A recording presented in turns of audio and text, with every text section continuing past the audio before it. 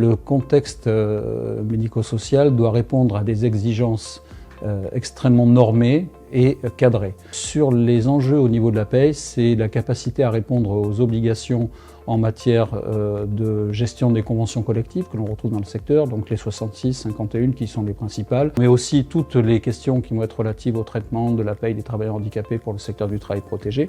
Donc tout ça s'appuie sur une comptabilité M22 bis pour le secteur médico-social et la capacité donc à produire ce qu'on appelle des cadres normalisés, donc pour répondre à des obligations de production de budget prévisionnel, de compte administratif, et aussi donc de PRD et de RRD dans la perspective et dans l'obligation des nouveaux objectifs de moyens qu'on retrouve dans le secteur médico-social. Il y a des réformes en termes de factures électroniques où les associations donc, sont de plus en plus amenées à la dématérialisation des factures fournisseurs, l'intégration automatisée en comptabilité, mais aussi la production de factures électroniques. Donc ça c'est dans le cadre de la réforme de la facture électronique avec un calendrier à partir de septembre 2026.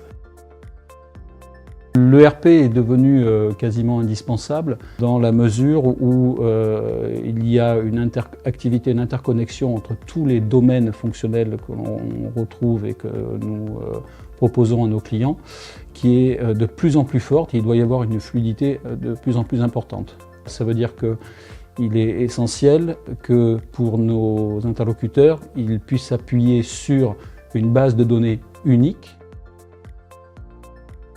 Nous garantissons la fiabilité de Jessie grâce au fait que Jessie est développé pour les utilisateurs. Il a été conçu avec les utilisateurs qui ont donc un cadre très structuré, très normé. On va toujours avoir des étapes qui s'enchaînent et ces étapes, on ne peut pas passer à la suivante tant que l'étape n'est pas réalisée.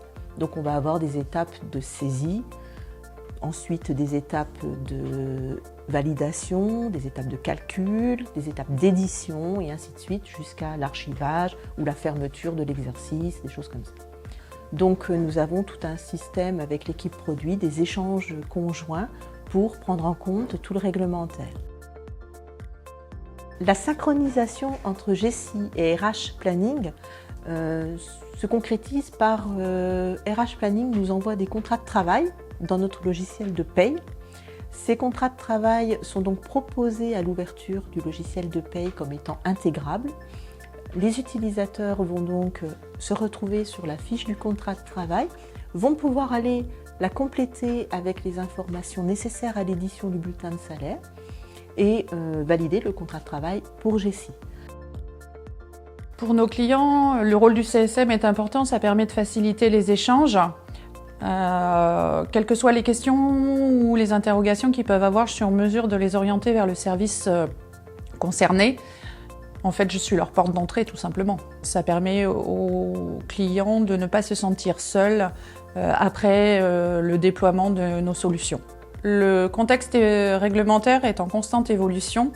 De ce fait, afin de favoriser l'accompagnement des clients, lors de mes réunions de suivi ou avec des campagnes d'appels ciblés, je les informe des nouveautés à venir, des dates des webinaires prévus et je ne manque pas de leur rappeler aussi la présence de notre aide en ligne avec plein de documents qui leur permettent d'avoir toutes les réponses à leurs questions.